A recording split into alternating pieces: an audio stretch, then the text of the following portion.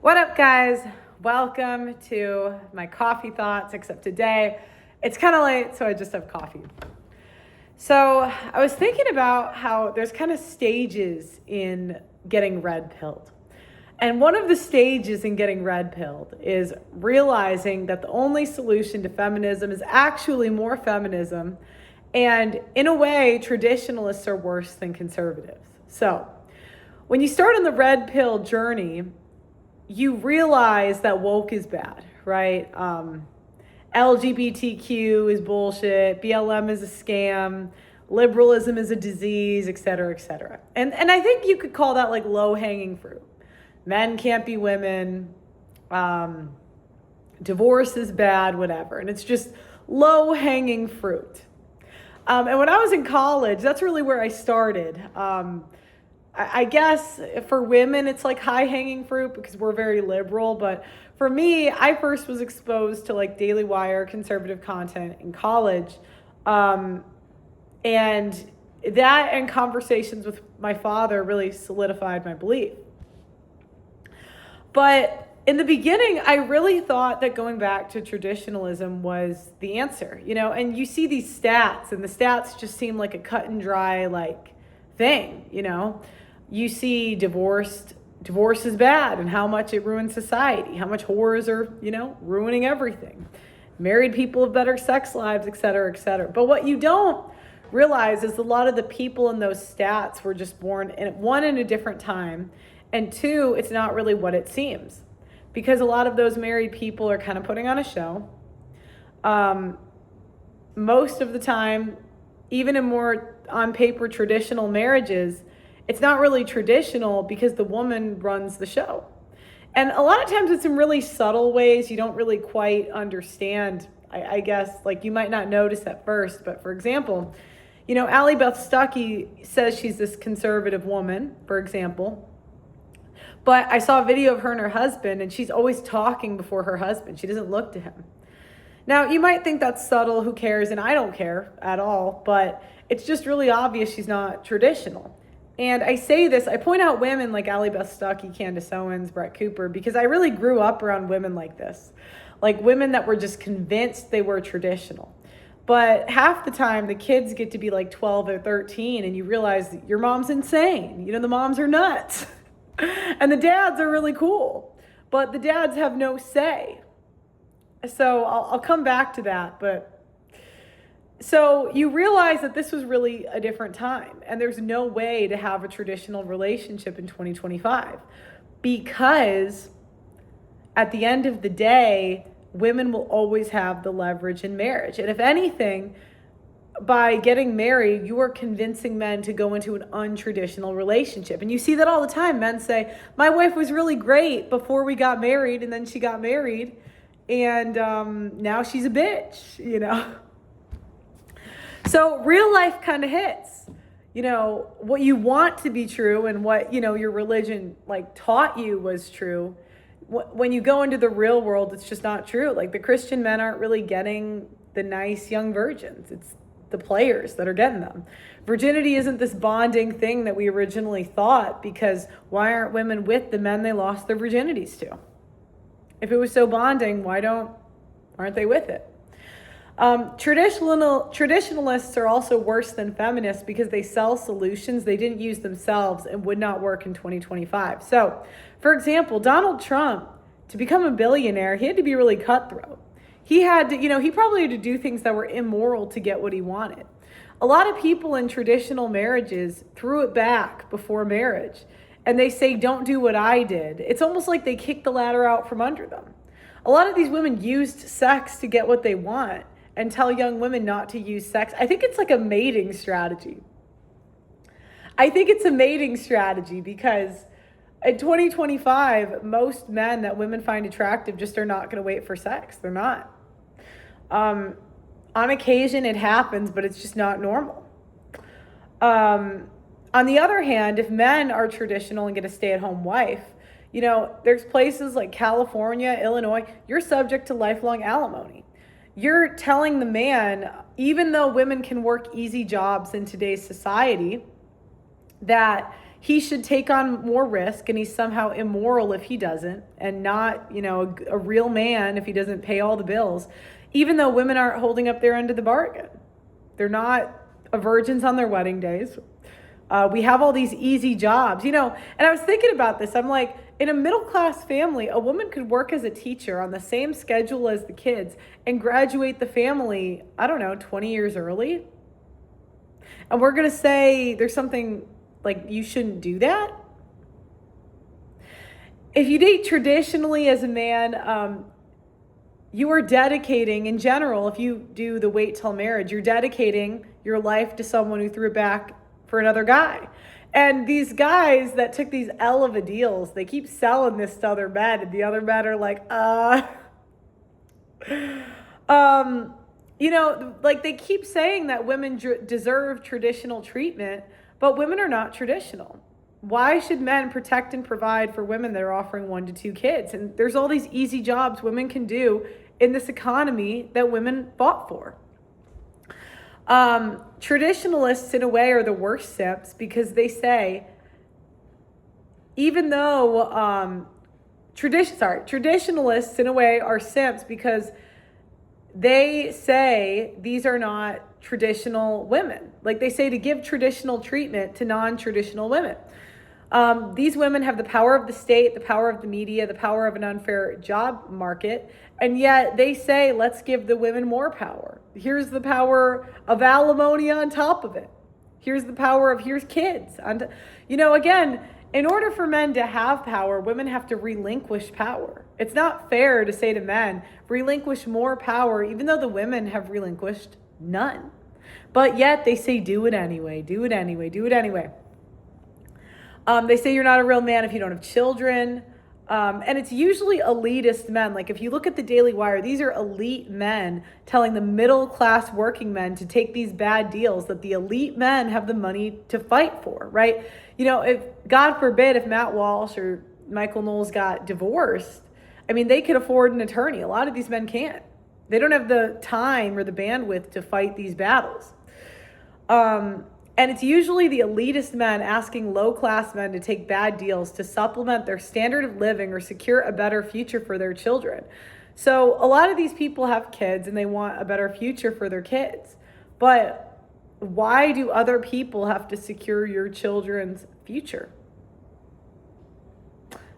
That's not fair. And when you boil it down, it's a lot of rich men that want middle-class men to take the plunge to essentially make a better world for their daughters and their sons. And I realize this, the last, stage of feminism is the only solution to feminism is for more feminism. A lot of conservatives sell dreams of some movement changing things. But in my opinion, the only way women will say, you know what, we're going to give up power is when women are treated like men are. Men are fined $250,000 if they're not enlisted in selective service, where women are fined nothing at 18 if they want the right to vote. I say fine the women. Make women draft like the men are drafted. And then if there's a war, women might say, you know what, we'll give up the voting rights. We were just kidding. Women should have the same prison sentences as men. If you commit a crime like men do, you should pay the consequence. Women should work like men. We have a system that benefits women in every single way. I don't see why women shouldn't work. Again, we're not having 10 kids like our grandmas. Pick a struggle, 10 kids or work. And women will pick work. It's not like these jobs that we have are super hard, Women have to get pumped, dumped, and ghosted like men do. Men get ghosted, men get taken out on foodie dates, and it's not till women understand the consequence of not being married that maybe we will give up power and say, you know what, I love being worshipped out there, but this is this third case of chlamydia just is too far. Women need to be indentured servants to college. If we took out a college loan, no student loan forgiveness, pay it back. Women should have to defend themselves like men do. Men invented guns. Women keep taking men to court over defending us. There's like a news story every other week. So why do we not have to defend ourselves the same way men do? Only when women have the same responsibilities that men do will we maybe, and only maybe, relinquish power. Women have the right to vote, and it's not going anywhere. Women have the right to abortion, it's not going anywhere. I do apologize for selling that dream, because I used to sell t-shirts that said that. It's pretty funny. But in all honesty, none of this is going anywhere because it's going to take time. There might have to be, the problem is, like, let's say we tried to get rid of abortion. The men would be fighting on behalf of women's right to abort.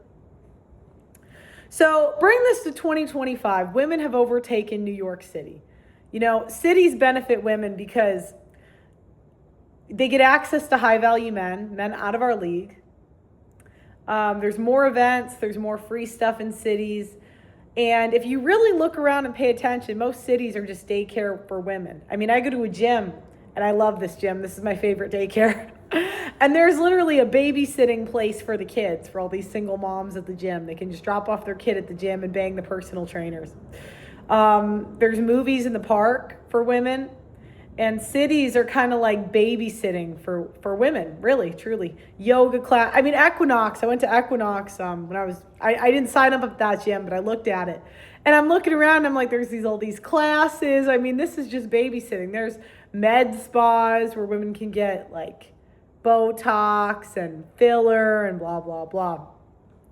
So when you look at feminism at its core, conservatives don't realize that the men are actually a part of feminism. Because feminism is women using guilt against men. It's using men's protector instinct against them. Women say, we don't want to be raped. And the men say, okay, let me kill all the rapists. And then I believe you, honey. It's women saying, I don't want to, if I'm raped, I don't want to have a kid. And the men saying, oh, okay, we'll fight for you. Well, I want to vote, And the men saying, oh, you know what? We want you to be happy. Nagging and guilting women doesn't work. Women will be whores no matter how much you shame. If anything, the more you shame women, the more that we want to do the thing. It's like more exciting. Like now we're doing it despite, everyone telling us no. It's like they said, women, you really don't want to work. And the women say, oh, now I want to do it more. But guilt works on men, and it's very obvious. And I think that's why Christian men tend to be such a target, is because guilt works on them, because the guilt of the Bible works on them. Now, I don't have all the answers. I understand I'm not an expert on religion, but I just kind of look at systems, and I just see the same thing. Like the same way churches manipulate men, I see women doing the same thing. Again, so women want New York City. Women said, I want to move to New York City. And now they have literally voted in a socialist. So I don't know how to say his name. I'm probably going to mispronounce it. But Zorhan Mandami, he won the mayoral platform. If you followed me, I'm bad with names, sorry. And he's addressing, his main policies are rent freeze forever, free city buses, universal child care, free child care, city-owned grocery stores, millionaires pay zero fares, a 2% income tax surge over incomes over $1 million, green school buses only, convert the entire yellow bus fleet to electric by 2028, public power, free evasion is over, decriminalization, fair evasion completely and redirect, okay. 150 million NYPD transit budget to mental health teams and free buses, and 200,000 affordable public units. So again, they do this to the women. They say, women, free stuff. And we say, yay. And women said, we wanted to go to these big cities, and we keep voting for free stuff, higher taxes, and crime. And the only solution for men is to walk away and say, here you go. The only power men have in this society is ignoring things and walking away with their feet in their wallet. So women said they wanted to go to the city. So men say, fine, live there. Women vote for socialism. Men say, fine, have fun with the high taxes. Women vote for crime. Men say, have fun getting murdered and punched in the face. Women chase chads. Men should say, have fun getting pumped and dumped. Women want to nag. They say, fine, I'll stay to ourselves. Women want to take men's jobs. fine, you can have them and take the scrutiny and the stress that comes with it. You know, and I see this happening with the conservative women. All these women are in these high-powered jobs that they took from a qualified male. Candace Owens, Brett Cooper, all these women took these jobs from qualified men. And now, recently, they're now getting treated like men. And they're not liking it. You'll see the tone policing, the nagging. You shouldn't talk like that, like Allie Beth Stuckey. And, you know, toughen up, ladies. This is a man's world. If you want to live in a man's world, be in it. The only solution going forward is for men to be selfish and stop bailing women out. And again, that's why Chads or these men that run through women, in a way, they're helping things more than the conservative men, because the conservative men keep bailing women out. Women have the right to vote, and they have more voting power than men. Women keep voting for socialism, men keep paying for it. Women keep spending money we don't have. And the consequences are the taxes are high, everything's unaffordable, families don't exist. Most people are single parents, one kid tops, and men no longer are going to help women. Most men enable feminism in some way, especially the men who try to be good people. These men are the men that step in and defend women and enable it because those women voted for those policies. You know, these are the guys that defend women that are getting attacked in the streets, but these women voted for it. These are the men that take care of their daughters and their sisters and enable feminism because there's no need for a husband. Beta male simps enable feminism by giving females male attention. And most people are paid by this economy, which means most people's bottom dollar is from feminism. They're paid by women because women make 80% of consumer purchasing decisions. And again, I reiterate, the only solution is men walking away. The birth rate's got to drop to 0. Men got to say, we're done giving you guys kids. You guys can't handle kids. You're not raising them right. No kids for you until you be better people. Men dropping out of the military. Okay, women, you wanted to be in the military? Have fun. Fight these wars. Men dropping out of school. You wanted to be in school? Have fun getting in a bunch of student debt. Men will stop getting married. Have fun. Die alone. Men stop voting. They don't see a point. They say, ladies, you have all the political parties. You want to be Democrat, Republican? Good luck. Men walk away with their feet and wallet, and they have to allow women to fail. And to be honest, it's the conservative men that keep giving women these bailouts. They keep saying women were tricked by feminism. They were brainwashed. It's such bullshit. Players understand that the women actually want to do these things because beta males never see that side of women. But women have choice, and women are responsible for their choices. I don't like the side of conservatism that says that women are not responsible. Look, even I myself, I've made bad decisions in my life, and I'm responsible for every single one. Nobody tricked you into doing anything. Women vote people into terrible positions, and we need to see the consequences. Women are attacked in public. We date who we want, and we become single mothers, start the OnlyFans. If you make a choice as a woman, eat it. Men have to stop giving women excuses. Stop saying we're tricked into feminism. Stop saying that we made these mistakes young and we didn't know any better. It's bullshit. If a man makes a mistake young, he's held responsible. He can't commit a crime at 18. It still goes on his record. If you're a single mother or you make some bad sexual decisions as a woman, you are responsible. It's not because you were young and dumb. Again, it's the beta males, or it tends to be conservative men that give women the benefit of the doubt. They always believe women. They always believe women selling purity. Stop giving non-traditional women traditional outcomes. And that's, because that's just another way to bail women out, is giving a woman a traditional outcome that is not traditional. There are no traditional women until women give up power. Women want to work, so let them work for a lifetime. It'll be hard. Women want jobs they're not qualified for, so let them take them and fail. And women will only come crawling back, and this stuff will only be fixed when women have consequences, and the traditionalists are actually the biggest simps. So, if you agree with me, let me know in the comments. Make sure you like the video, subscribe. I actually think that traditionalists, in a way, are worse than liberals. because they shame, guilt, and insult men for taking deals that don't benefit them, and even encourage the men in their lives to take bad deals. Like the video, subscribe to the channel, and I'll see you next time.